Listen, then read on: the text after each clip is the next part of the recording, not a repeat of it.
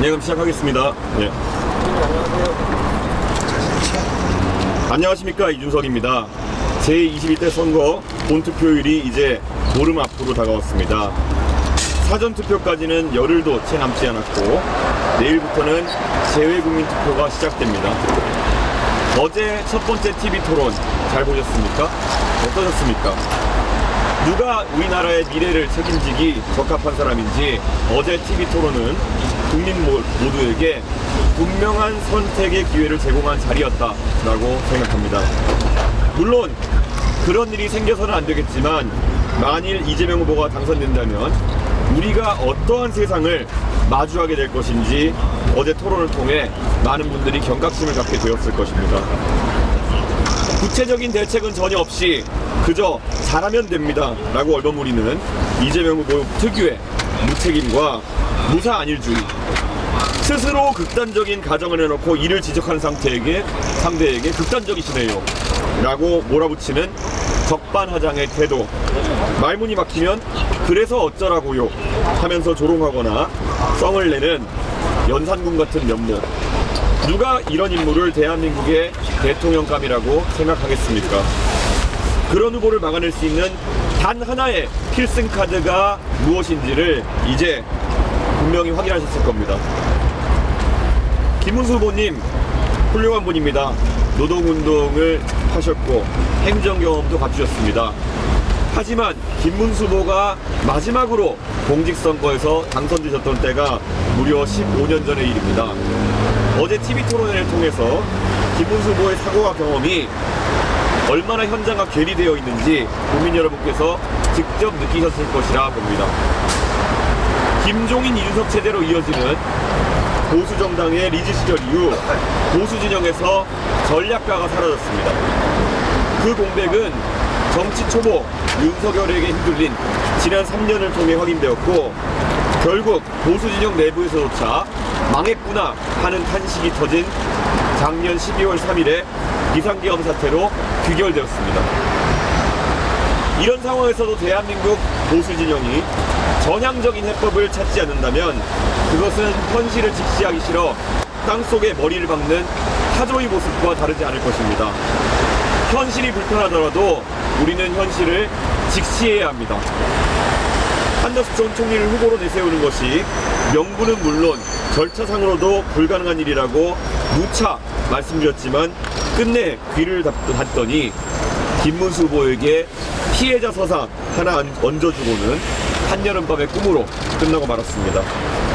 지금 그럭저럭 선거운동이 이어지고 있지만 김문수 후보로는 이길 수 없다는 사실을 이제 모두 다 알고 있을 것입니다. 그 당의 당권에 눈이 먼 사람들은 어떻게든 무난하게 김문수 후보를 통해 이번 선거를 마무리하려고 할 것입니다. 하지만 저 이준석은 아직까지 이재명을 꺾고 승리할 방법을 모색하고 있습니다. 그러니 승리의 길을 찾는다면은 이준석이 있는 겁니다. 제가 바로 단 하나의 필승카드로서 이재명 총통시대를 막아내겠습니다. 중국과 대만이 싸우더라도 중간에서 씨에씨에 하면 된다는 그런 분에게 대한민국의 미래를 맡긴다는 것은 상상만으로도 끔찍한 일입니다. 그래서 이 싸움은 이제 이준석과 이재명의 1대1 대결의 장이 되어야 합니다. 사이비, 내로남불, 낡은 운동권 세대를 역사의 뒤안길로 영영 밀어내고 민주화 이후 태어나 국제 감각을 가지고 있고 AI와 로봇, 바이오 시대를 선도할 수 있는 새로운 세대가 역사의 전면에 대한민국을 대표해서 나서야 합니다. 그리하여 이 싸움은 절대 남한산성이 될 것이 아니라 명량해전이 되어야 하는 것입니다. 적전분열한 끝에 굴욕적인 항복을 했던 남한산성의 어둠이 아니라 12척으로 300척을 무찌르며 전세를 뒤집은 명량의 바다여야 합니다. 저 이준석이 저 뒤에 계신 충무공의 기계로 맨 앞에서 싸우려고 합니다. 단순히 누구를 이기기 위한 싸움이 아니라 국민을 지키기 위한 싸움의 전면에 서겠습니다. 울돌목 입구에 일자진을 펼쳐 낡은 세력과의 일전을 반드시 승리로 마무리 짓겠습니다. 저는 자신 있습니다. 승리하겠습니다. 단 하나의 필승 카드 이준석입니다. 예, 질문 있으시면 약점을 공유하는 선정에서 오늘 또 이재명 후보는 노예를 발표를 할 거라고 이렇게 얘기하셨는데 네. 그래도 노예들은 아마 취업 텍스를 위한 취업 정책이 저희도 계획이 있고요. 사실 저희가 그것을 계층으로 나눠가지고 세대별로 한다기보다는 항상 의료 정책이라든지, 그러니까 의료 정책이라고 하면 보통 가장 큰 수혜자가 의료 취약 계층이거나 노인층일 가능성이 높습니다. 그렇기 때문에 그런 어떤 테마별 공약으로 저희 발표하지 세대나 지역별로 발표하는 것은 오히려 좀 분열적인 시도다라는 생각을 하고 있습니다. 그래서 저희의 공약 발표 괴를 좀 봐주셨으면 한다 이런 생각입니다. 역설적으로 저희가 젊은 세대에 많은 지지를 받고 있지만은 일부 젊은 세대 특화된 정책을 제외하고는 큰 틀에서 정책을 내고 있다는 것도 이해해 주시면 감사하겠습니다. 예. 정년연장에 대한 일자리 정책과 연계해서 어떻게 보시는지.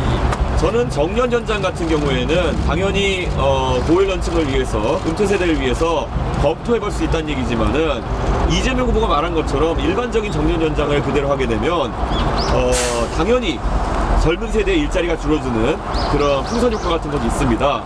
그래서 제가 평상시에 항상 제시했던 것은 만약에 그런 일이 발생한다면 국민연금 수급 연령에 대한 조정을 좀 같이 논의하는 건 어떠냐. 저는 그런 정도의 합의라면은 젊은 세대가 접근할 수 있을 것이다. 국민연금의 수급 연령을 뒤로 몇 년 늦추는 대신에 나이 든 세대가 조금 더 일할 수 있는 기간을 열어주자. 이거는 저는 대한민국을 위해서도 긍정적인 합의가 될 수 있다 이런 생각을 하고요. 또 한편으로는 지금 임금 피크제가 적용되는 방식이 업종이나 기업 규모에 따라 가지고 천차만별입니다. 예를 들어서 어떤 업종에서는 약 20% 정도의 최종 임금 감소가 일어나기도 하고요.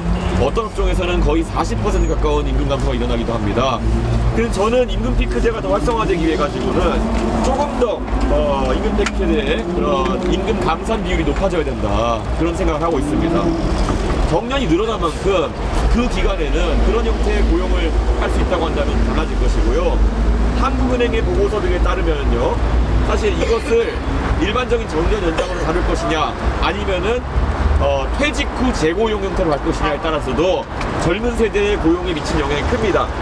퇴직 후 재고용 방식으로 만약에 정년 연장을 하게 되면은 기업의 고용 비용 부담이 줄어들기 때문에 젊은 세대에게 조금 더 고용을 할 수 있는 여력이 일반적인 정년 연장보다 생깁니다. 그래서 이런 것들을 저는 최대한 젊은 세대의 일자리에 타격이 가지 않는 방향으로 그리고 또 전체적인 재정에 있어가지고 오히려 국민연금 수급시키기를 좀 늦춘다든지 이런 방식으로 합의할 수 있는 지점으로 갔으면 좋겠다. 저는 그런 생각을 하고 있습니다. 네. 노동부를 좀 많이 듣셨는데 네. 어제 토론회의로 지시를 발표할 거라고. 오늘 제가 이 자리에서 말씀드린 것처럼 절대 앞으로 이재명 후보의 당선을 저지하려는 사람들이 남한산성과 같은 일을 겪으면 안 된다라는 생각입니다. 자신들만의 아집에 갇혀가지고 고립되어 가면 안 된다라는 생각을 하는 것이고요. 저는 비상한 각오가 있으면은 경력이 적어도 이재명 후보를 막아낼 수 있다 이런 생각을 하고 있습니다. 잘 생각해 보시면 우리가 드라마나 아니면 영화를 통해서도 영양해전 당시에 일화가 있었던 것을 아실 겁니다. 그 당시에 수군이 원균이 다 망가뜨리고, 뭐 원균은 이 상태에서 윤석열 대통령일 것 같은데요, 망가뜨리고 결국은 몇 척 안 남았을 때 오히려 많은 사람들이 그 12척으로 뭘 할 수 있겠느냐, 그걸로 제대로 뭐 한번 싸워보기라도 하겠느냐, 다 12척 다 버리고 포기하고 육군으로 올라와라, 육군이랑 단일화해라, 그래가 육군으로 막아내자 이런 얘기를 하는데요. 그때 그렇게 아마 응답했을 겁니다. 이순신 장군이. 바다를 내주는 것은 결국 조선을 내주는 것이다. 마찬가지로 지금 개혁신당이 담보하고 있는 젊은 세대의 표심과 그리고 미래의 지향적인 유권자의 표심을, 그걸 빼고는 이재명을 막아낼 수 있는 방법이 없습니다. 그렇기 때문에 이 개혁신당을 지지하는 젊고 진취적인 유권자들이 결코 동의하지 않는 그런 단일화로는 절대 막아낼 수가 없습니다. 그것이 제가 12척이 됐든 13척이 됐든 이곳에서 막아야 된다고 하는 이유입니다. 에서 있다가 또 뭐 오늘 김은수 의원님도 오신다고 하니까 어떤 이야기가 나올지 보고 추가적인 말씀 드리셨으면 또 드리겠습니다. 네, 감사합니다.